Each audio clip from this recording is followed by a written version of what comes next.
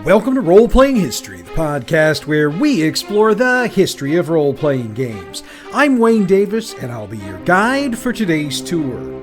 Episode 104, The Top Role-Playing Game Modules of All Time, Part 2.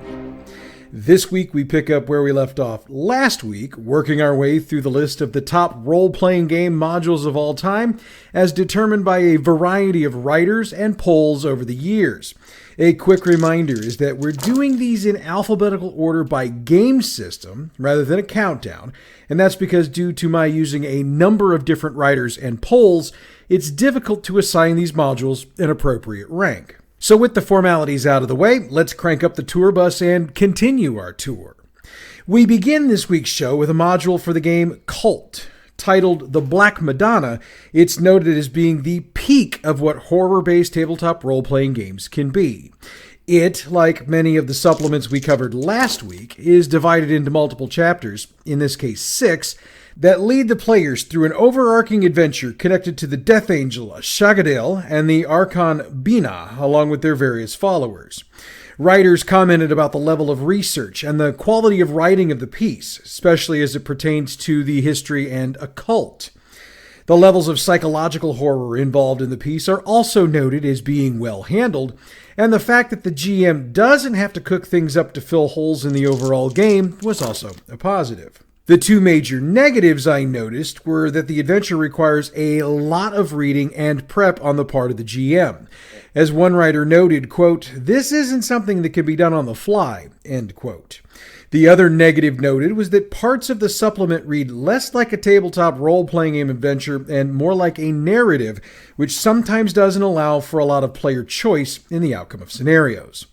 All of that being said, The Black Madonna consistently earned 9 out of 10 stars in review after review. The Black Madonna was originally published in Sweden in the early 1990s. That version, written in Swedish as you'd expect, never made it into English or outside the immediate range of Sweden.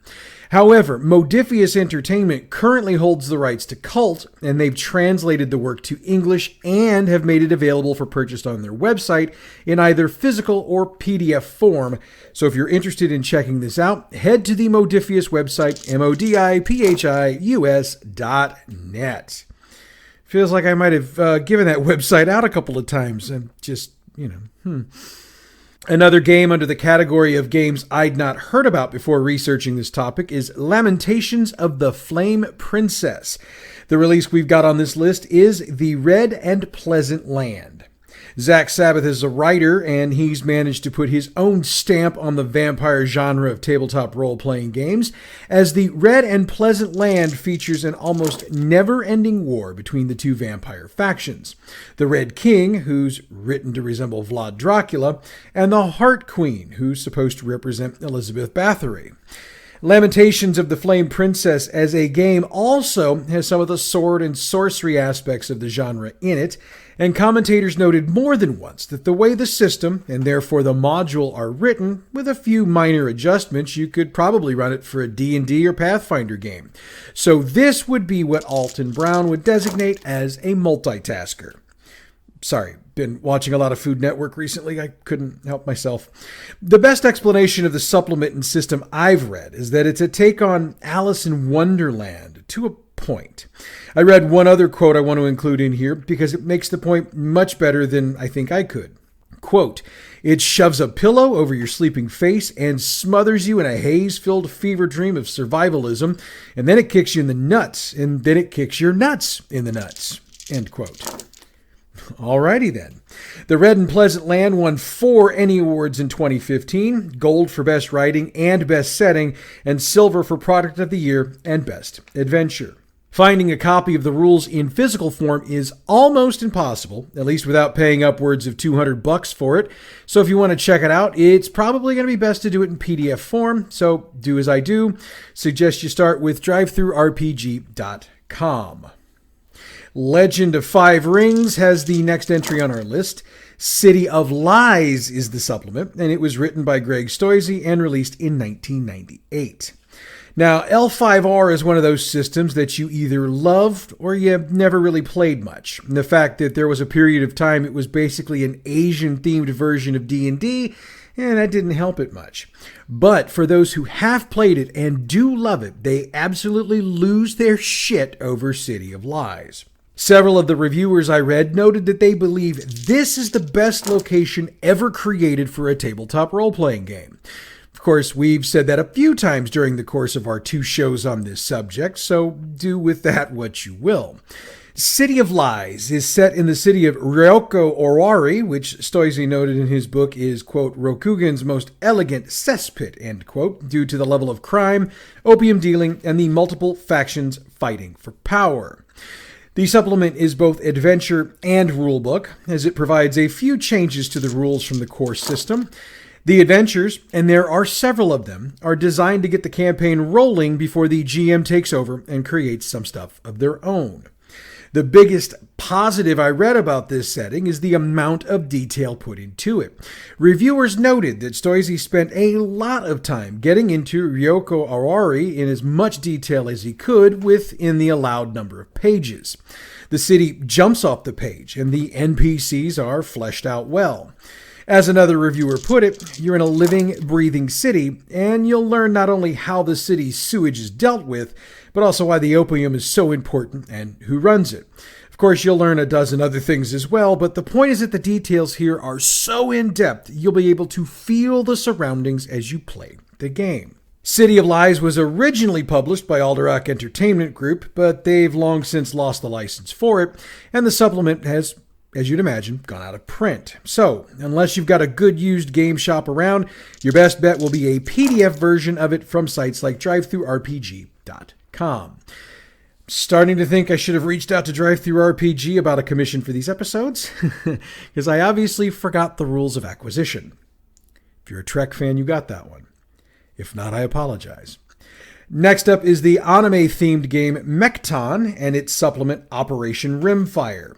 Published by R. Talsorian Games, it's written as an entire campaign in the anime genre, and multiple reviewers have noted that it plays in the style of an actual anime.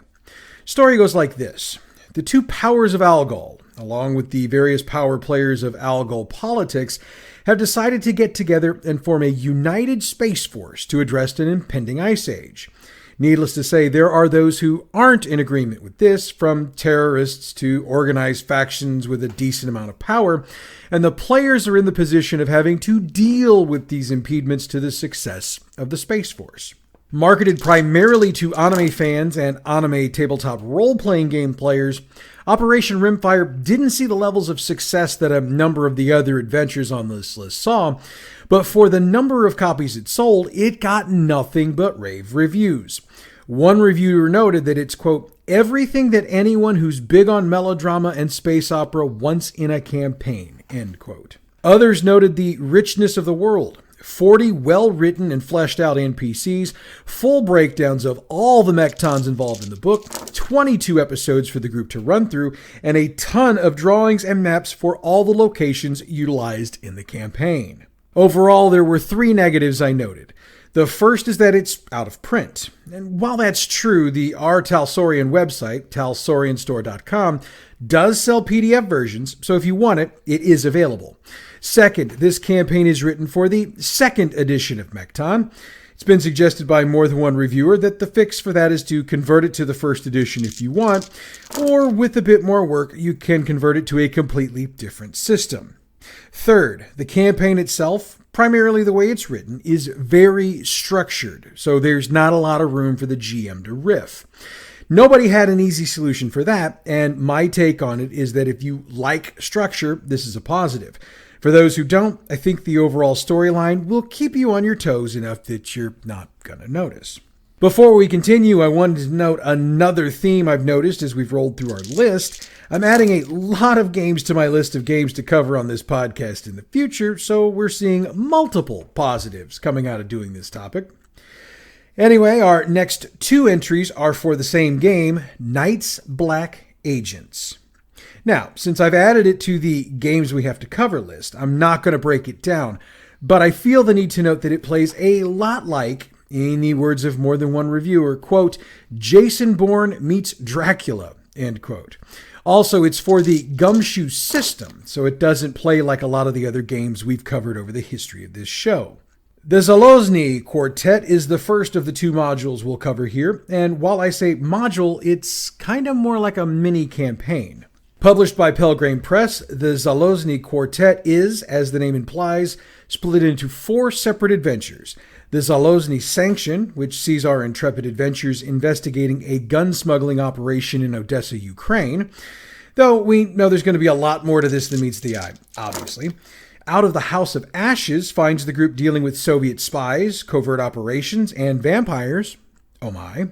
Several reviewers called this the subtle Baroque portion of the quartet. The Boxman involves the group hitting a safe deposit box inside a Swiss bank.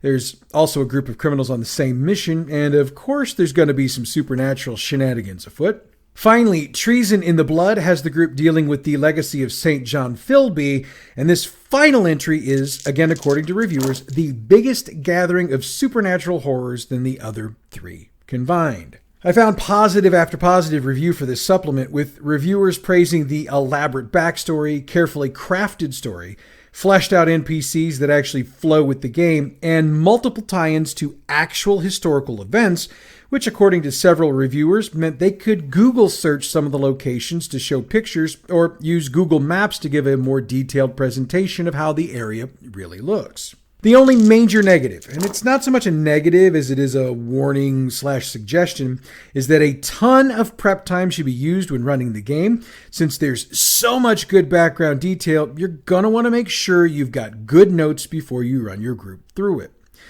This adventure is still in print from Pelgrane Press, so you can try either your local game shop, provided they carry a decent selection of games, or try the Pelgrane Press website, that's pelgranepress.com. The Dracula Dossier is the other entry for Night's Black Agents that made the list. The short form on this is that the group will ultimately match wits with the most famous vampire of all time. There are literally hundreds of encounters available for the GM to use, with again a large number of fully fleshed out NPCs, and of course things that go bump in the night that they get to deal with. Reviewers also noted that the locations were also fleshed out well, since they play almost like NPCs themselves. Over the course of my research, I probably read 100 pages of reviews of this particular supplement, and I can say without question that the biggest positive noted is that the Dracula Dossier is a legitimate sandbox, with the group determining the course of action throughout. It's also highly improvisational, so it gives both the players and the GM the opportunity to flex their muscles in ways they might not normally get to. Reviewers also praised the supplement for its ties to and faithful following of history. Again, one could do a Wikipedia or Google search of the locations, incidents, and some of the NPCs involved, and actually be able to show the group what it was all about. And in a rarity for this list, I couldn't find a single negative amongst all the reviews I read. Now, the Dracula Dossier is a hefty supplement with numerous books, maps, and other goodies available. Pelgrane Press does have a starter kit bundle available, and I'd say the price of $60 American is pretty reasonable for the amount of material you get. Now, they've got other bundles available, but they tend to be out of stock frequently due to demand, so if you hit the Pelgrane Press website and see them available, I would suggest picking them up. We go from horror games to the Lord of the Rings. Sorry, I meant the One Ring. Make sure I get my games straight here. The Darkening of Mirkwood is the supplement that makes our list. It comes from the Brain Trust at Cubicle 7, and it's a 3-decade-long story that will take a lot of real time to work your way through. The gist of this campaign is that there's a necromancer on the loose, and the players have to deal with him. Of course, nothing in the world of Tolkien is ever easy, so they'll be dealing with spiders, you know, the Lord of the Rings type ones, wizards, the Werewolf of Mirkwood, and a whole lot of other baddies. There are 7 adventures that comprise the Darkening of Mirkwood, and since they do link together, breaking them up to sprinkle into an existing campaign is really not an option. Positives here are that it's the type of epic adventure you'd expect from something in Tolkien's world. Reviewers also noted that there isn't any moral ambiguity here. We're literally talking about good versus evil. And the writing gets some love too. Reviewers noted that the continuity of the writing is superb, which makes it easy to follow the story from one decade to the next. It was also noted that while the campaign might be dark overall, the individual adventures take plenty of time to allow the characters to breathe and work out things other than gloom and doom. And of course, the artwork got a bunch of kudos. Okay, so I do have some bad news for you. To an individual, every reviewer I checked out noted that if you really want to have as much information about the Mirkwood setting and NPCs within it as possible, you would also need a copy of The Heart of the Wild. And since these books weren't cheap at release, that's a bit annoying. There were also complaints about the length of the adventures, with words like short and minimal being tossed around.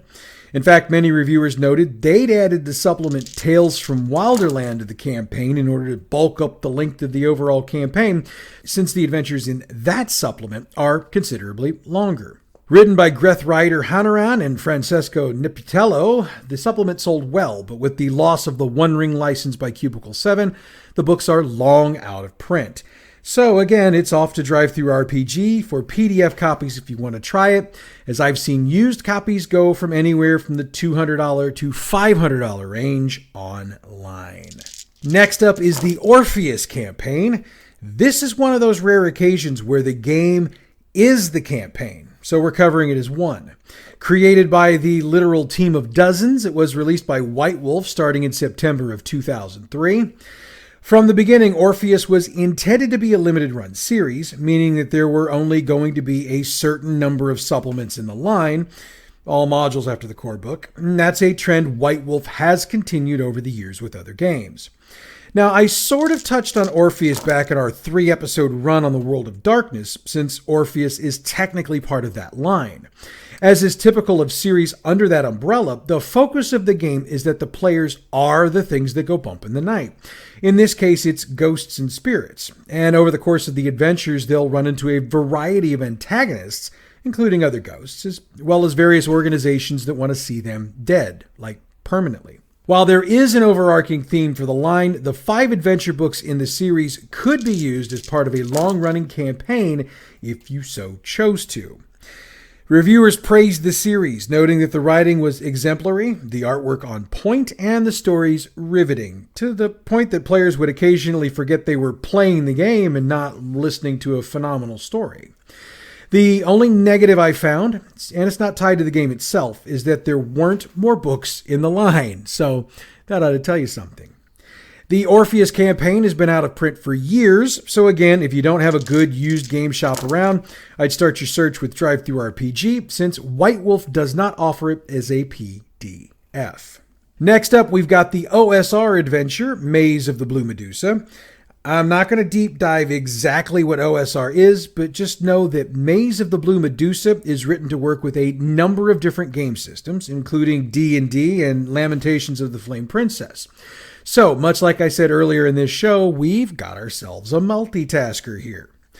At its core, Maze of the Blue Medusa is a mega dungeon. Now, there's a ton of backstory involved that explains why many of the antagonists found within it are there, but this supplement is really a big dungeon for the group to crawl through. So what makes it so popular? Many reviewers loved the funhouse concept of the game. In other words, the fact that it doesn't take itself too seriously played well for those who were commenting. Again, while this is a dungeon crawl, there are a number of puzzles and riddles to solve throughout, which takes the traditional concept of a dungeon crawl and turns it on its head. As with every other entry on our poll, the writing and artwork was praised, as well as the playability. While there were a few negative reviews out there, as I dug into them, I realized they were very recent, and since this book was originally released in 2016, I figured out these were folks who'd played the game at that time, let it sit for a few years, then picked it up again. So while I don't discount their opinions, I also wonder if their opinions weren't colored by the games they'd played in the meanwhile. Maze of the Blue Medusa was written by Zach Smith and Patrick Stewart. No, not that Patrick Stewart. And originally published by Black Book Editions. Satyr Press holds the rights currently, and they've made it available through DriveThruRPG.com, so if you're interested, they encourage you to shop there. One final note here, Maze of the Blue Medusa won 4 ENnie Awards in 2016 and was nominated for a 5th. Now, what would a countdown be without an entry from Paranoia? I don't really have a response for that. I'm sorry. I just thought it'd be a different way to get into our next entry. The Yellow Clearance Black Box Blues is the module in question, and it's one of the first real missions released for Paranoia. Written by John M. Ford, it released in 1985. It got an update and revision by the cast of dozens at Mongoose Publishing, and that was released in 2018. The 1985 release won the H.G. Wells Award for Best Role-Playing Adventure of 1985. All right, so what's it all about? It's a 4-part scenario, and in it, the troubleshooters are perpetually trying to get their hands on this mysterious black box. Of course, there are a bunch of other groups who have the exact same orders, so our PCs find themselves in conflict with a number of the secret societies of Alpha Complex. Now, I'm starting the review process here with a complaint. The scenarios aren't really linked together to form an overarching campaign, at least not in the original edition. I say that because that's the version I got my information about. However, that was pretty much the only complaint. There were numerous positives listed, including the fact that a number of the concepts used in this release have become staples of the Paranoia brand, including the gags at briefings, surviving fatal events by trying not to survive, and having everyone trying to get their hands on the MacGuffin. The revised version of Yellow Clearance Black Box Rules is available from Mongoose Publishing, and it might be available at your local game shop. If not, check out the Mongoose website, mongoosepublishing.net. If you're looking for a copy of the original, you'll need either a used game shop or a trip to DriveThruRPG to pick up a PDF copy. Our next 3 entries belong to the Pathfinder system, so let's get cracking. First up is Age of Worms. Now, this entry comes with an asterisk next to it, and here's why. Age of Worms was originally published to be used with the 3.5 edition of D&D, and was published in 12 parts in Dragon Magazine from July 2005 through June 2006. Paizo Publishing now has the rights, which makes a bit of sense as they were the publisher of Dragon Magazine at the time. The Age of Worms is an age of darkness and despair that's only been heard of in ancient prophecies. According to the prophecies, the undead deity Kaisis, who's the worm god, will be the herald of the Age of Worms.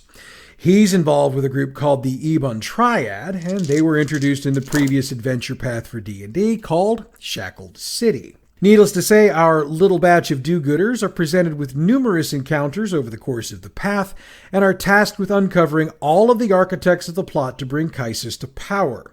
Of course, the payoff is that they actually get to face off with Kaisis, as well as his undead dragon, Dragoltha.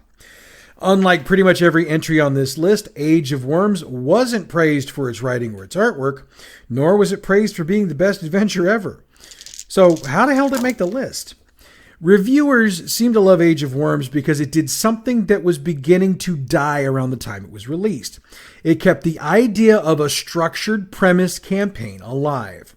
Those of us who remember the heyday of 1980s AD&D remember multi-module campaigns that were released, and I can assure you some of those will be coming up in future installments of the show. So while Age of Worms might not be the greatest thing ever written, it is worthy of being on this list due to its ease of play and the spirit of the past it's kept alive. Age of Worms earned an honorable mention for Best Adventure at the 2007 ENnie Awards. Way of the Wicked is the next Pathfinder adventure on the list. Written by Gary McBride and Michael Clark, it was published by Fire Mountain Games, who advertised the game as, quote, the only evil adventure path for the Pathfinder RPG, end quote. Bold words, but as reviewers have noted, absolutely correct. What happens here is that the antagonist-protagonist relationship is flipped, with the PCs playing the evil characters, and we know they're evil because they're agents for the cult of Asmodeus. So that means the antagonists here are all basically good folks. The adventure takes the group all over the island nation of Talongard, and success for the adventure hinges on their ability to infiltrate a fort and lower those defenses to allow an army of bugbears to get through. Reviewers had mostly positive things to say about Way of the Wicked. The writing drew kudos, the artwork is excellent, and most everyone agreed that the pacing of the adventure is good. Negatives mostly revolved around the fact that the module is part of another adventure path for Pathfinder, but that's a nitpicky thing, so we're just going to let that be. Overall, everyone agreed that this was one of the best ways for a group to truly understand the mindset of the evil antagonist, since they basically are that. And it also proves that an evil party doesn't have to spend all of their time trying to kill each other. It is available through the Paizo website, paizo.com. The last Pathfinder entry on our list is another module that was originally written for D&D before shifting to Pathfinder, Zeitgeist. Zeitgeist is an anomaly on our poll and a rarity in the game world. It was created by a group of amateur game creators and over the years has been polished by the various publishers who've released it. It's a steampunk-flavored game that places the group in the roles of special government operatives. There are 13 adventure books in the line, so we're dealing with a campaign that takes characters from level 1 all the way to 30. The group is tasked with investigating a number of incidents taking place in the campaign world, and they ultimately get the chance to change the political system. More specifics aren't really needed, as Zeitgeist makes this list primarily due to the nature of its creation and the fact that it's a steampunk game that flows exceptionally well. And by the way, that's not just me talking. Reviewers said the exact same thing. Zeitgeist is available for Pathfinder 2nd Edition, so you should be able to find it at your local game shop. If not, check out paizo.com. We shift gears from Pathfinder and move on to RuneQuest. Griffin Mountain is the module, and it makes the list for being the adventure that pretty much every adventure since has tried to live up to. Written by Rudy Kraft and Jenel Jacques, it's set in Greg Stafford's Glorantha. It was released by Chaosium in 1981 and has been updated and re-released multiple times, the most recent being in 2020. Since we know RuneQuest is a fantasy game, it shouldn't be surprising that Griffin Mountain sets the group on the path through Glorantha towards the mountain the game gets its title from. Along the way, they've got encounters in the wilderness, meetings with trading caravans, and tons of opportunities to engage with politicians, townsfolk, and a multitude of monsters. While Griffin Mountain is set up to be a campaign on its own, it also provides a wealth of background information that GMs can use to build their own adventures with. They're also encouraged to add them into the campaign if they so choose. That's one of the positives I saw noted again and again. Reviewers loved that facet of the book. The quality of the writing, the attention to detail, and the way everything in the adventure seems to link well together were also named. I did note one negative, and that's that Griffin Mountain has been noted as being a rather complex, sometimes difficult setting for new players, so it's been suggested that newbies try something else first. As I noted, the most recent release was in 2020, so your local game shop might carry it. If not, check out the Chaosium website, chaosium.com. Our next entry comes from Savage Worlds. 50 Fathoms is a pirate game, as the title gives away, but it's so much more than just talking funny and following the pirate cliches. In the adventure, the world is drowning, and it's said it's due to the execution of 3 witches who cursed the land to be flooded. It's up to our band of pirates to travel both the sea and the land, defeat the various baddies that appear, both humanoid and monster, and ultimately save the world. 50 Fathoms is not the largest module supplement I've ever seen.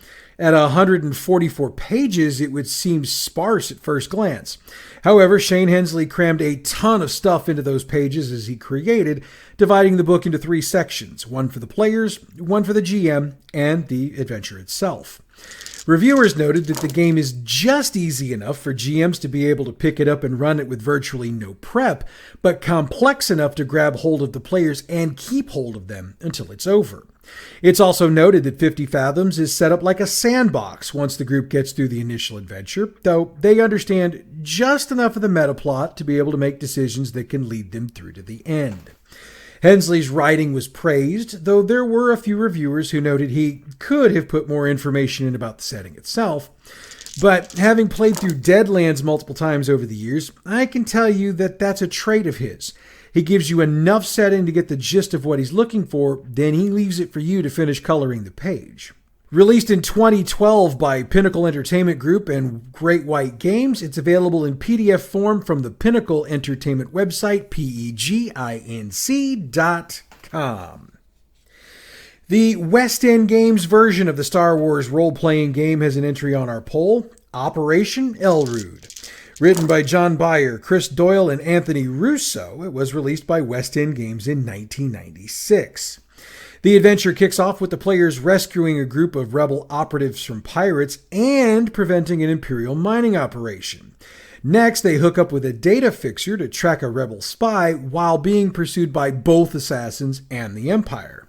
Finally, they're trapped in an Imperial stronghold and are ultimately presented with the ability to blow up a Star Destroyer. Reviewers gave the writers points for the creativity and the writing, though most also agreed there were a number of different ways it could have been better, in their opinions. But they still gave it 8 to 9 stars for ratings, and they noted that if this was a Star Wars movie, they'd line up to get their tickets. So to me, that's part of why so many reviewers seem to like it. Remember, in 1996, Return of the Jedi had been the last new Star Wars movie we got. Sure, the extended editions of the trilogy were coming out, but insofar as entire new movies, we were still 3 years away. So with that desert of films, having a new and exciting adventure out there was a major deal. Now, obviously, Operation Elrude has been out of print for more than 20 years, so if you want a copy, head to drivethroughrpg.com and pick up your PDF. The next 2 entries on our list come from the Trail of Cthulhu game. We're going to cover it in detail in a future episode, so I'm not going to get into it here. What I will say is that while it's quite similar to Call of Cthulhu, there are just enough differences to make it its own game. All right, so let's start with Eternal Lies. Written by Will Hindmark, Jeff Tidball, and Jeremy Keller, it was released by Pelgrane Press in 2013. The premise is that 10 years prior to the start of the game, a band of occult investigators battle against the summoning of an ancient and monstrous evil. Needless to say, they failed. So the players are tasked with figuring out exactly what the hell went wrong, and they'll travel the world in search of answers. Needless to say, they're ultimately going to have to take down some serious baddies if they want to succeed. This is another module that's been praised for the quality of the storyline, the writing, and the cohesiveness of the plot. It's also been praised for bringing the horror elements Lovecraft is best known for without going over the edge with it. No negatives to report either, so there's that. You might be able to find a copy of the book out there, as Pelgrane Press tends to print new runs from time to time, but your best bet is to head to their website, pelgranepress.com. Cthulhu City is the other Trail of Cthulhu game to make our list. Written by Gareth Ryder Hanrahan, it was released by Pelgrane Press in 2017. What makes Cthulhu City unique in this poll is that this release is basically a GM-only book. Most of the other books on this list have at least a few pages for the players, but in this case, everything is intended for GM eyes only. With that little nugget out of the way, let's get into the supplement itself. The focus is on the city of Great Arkham, which is a 1930s American city. Needless to say, the forces that serve the mythos are exceptionally strong here, and escape is impossible. Which means our group has to do the impossible. Over the course of the 3-act adventure, the group works their way across the city, uncovering the clues they need to reach the prize at the end of the rainbow. Along the way, they run into numerous horrific things that may very easily cause them to lose their minds. In some cases, quite literally. Now, I noted that this is a GM's Eyes only book. That's because various plot points and other usable nuggets are woven in amongst the setting details provided. So if a player were to read the book, the surprises of the game itself might be ruined. I know I'm sounding like a broken record here, and you can Google that shit, kids. But the writing, attention to detail, and artwork got the kudos, along with the originality of some of the plots. The negatives are that the levels of complexity the GM has to deal with get real high, real quick. Also, the GM has to avoid putting the adventure on the tracks as it's set up to be a sandbox game. Taking all of that into consideration, this look into the weird got 9s and 10s for the scores, and is yet another example of tabletop role-playing games at their best. This is another release you might be able to find in your local game shop, but your best bet will probably be the Pelgrane Press website. Let me spell it. PelgranePress.com. Oh, and I almost forgot. It's also been noted that while the game was created and statted for Trail of Cthulhu, it would not be difficult to make the adjustments needed to run it for pretty much whatever game and system that you wanted to. Traveler gets the next spot on our list with the adventure Pirates of Dinax. Written by Gareth Hanrahan and released by Mongoose Publishing, Pirates of Dinax has been noted as being one of, if not the, largest, most detailed sandbox games ever published. And that's not just Mongoose's publicity machine talking. Reviewer after reviewer said the same thing. In fact, that's the reason it continually drew 9 and 10-star ratings. The attention to detail is extraordinary, as nearly every NPC is fleshed out and feels real. There's a ton of maps that give you pretty much everything you'd ever want to know, and the GM has more than enough detail to work with to present the adventure to the players. Pirates of Dinax consists of 10 adventures for the players to run through, and it's noted that they're flexible enough to go in almost any order you'd like, or for the GM to create a few of their own and sprinkle them in. As you might expect, we're dealing with another pirate game here, though it's anything but just another pirate game. The Empire of Sindal, which was once a majestic place, is now basically just a floating palace after the Aslan attacks long ago. The ruler of the world of Dinax hires the group to be privateers and secret agents in an attempt to revive the empire, and the campaign rolls along from there. 2 complaints were noted about the game. There were some details for players in-game that were a lot harder to discover than some reviewers would have liked, and there's so much stuff to do in this campaign that it could take years to get it all done. Now, I don't see anything major about any of those, so overall I think I can safely recommend this for all. Again, this is another one you might be able to find at your local game shop, but if you can't, hit up Mongoose Publishing's website, mongoosepublishing.com.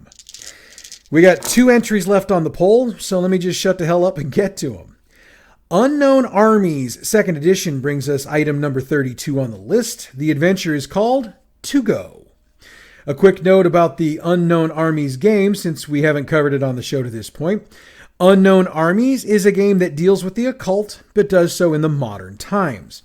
Look, there's a hell of a lot more to this, but we'll save it for the deep dive when we get to it. To Go, written by Greg Stolze and published by Atlas Games back in 2003, is really an entire campaign contained within 160 jam-packed pages. In this adventure, our team is dealing with not 1, not 2, but at least 3 different groups who are all part of what's called the Ascension War. And needless to say, there are a ton of mayhem-inducing situations for them to deal with before they're done. Reviewers have noted that while you don't need high-level or high-power characters, it can be a whole lot easier to get through if you've got at least 1.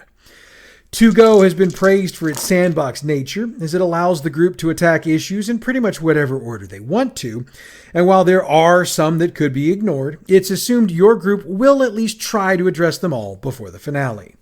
The writing and organization has also been noted as being superb. Negatives. Well, there's a lot going on here, and while it's well written and organized, it can be an enormous info dump. So GMs are going to need a lot of prep time before they play, and players are going to need to pay some serious attention during the session, because not doing so can cause them to miss out on information that might come in handy down the line. To Go has been out of print for quite some time, so physical copies are really hard to come by, and those you can find are going to cost you about $100.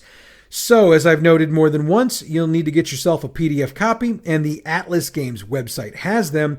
That's atlas-games.com. Last up is a campaign published for the 1st edition of the Warhammer Fantasy role-playing game, Enemy Within. It was published as a series of linked adventure scenarios from different authors by Games Workshop between 1986 and 1989. Now, I realize this is different than just about every other supplement on this list, since it's not a single release, but this campaign drew so much response and so many reviews, I felt it deserved its spot on this show. Go ahead and at me if you disagreed. Oh, and there have been a couple of other supplements produced over the years with the name Enemy Within, but it's been noted that the adventure itself has been changed, and in several of the books it's almost completely different. So the reviews here will all be based off the 1st edition. It also needs to be noted that Enemy Within was the 1st edition published for this Warhammer game. The original consists of 3 adventures: The Enemy Within, Shadows over Bogenhaven, and Death on the Reich.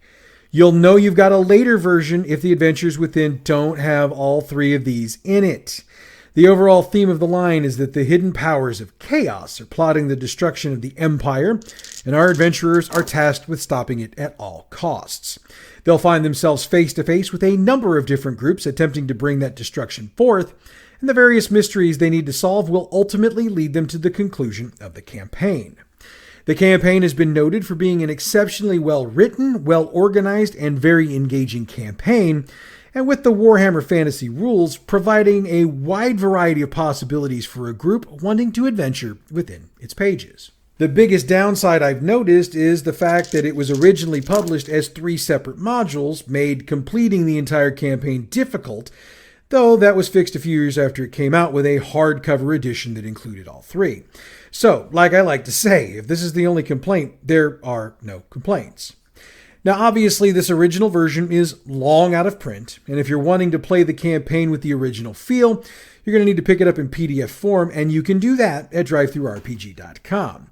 I'd also recommend grabbing a first edition of the Warhammer Fantasy core rules while you're at it, since the most recent version won't work.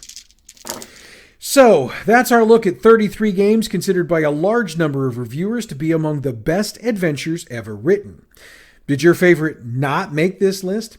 If that's the case, you've got a chance to have your voice be heard, and that's by hitting us up on the socials and letting us know what campaign you think is among the best ever written. We're about a month or so away from doing that episode, so you've still got time to get your entries in.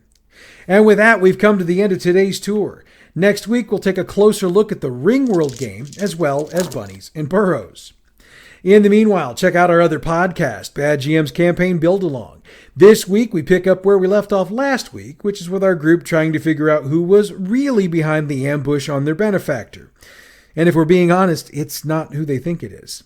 Bad GM's Campaign Build-Along is available wherever you get your podcasts or on our website, badgmproductions.net. The music we use for this show comes from Pixabay.com. Check them out for all your royalty-free, license-free music needs. Role-Playing History is a production of Bad GM Productions. Check us out on Facebook at facebook.com/gaming/badgmprod, on Twitter at badgmp, YouTube and Tumblr, Bad GM Productions. You can email us, badgmproductions@gmail.com, and online. The website is badgmproductions.net. Next week, it's Ringworld and Bunnies and Burrows, and I don't know if I can think of 2 games more different from each other to cover on the same show. But that's next week. Until then, I'm Wayne Davis, and your Role-Playing History.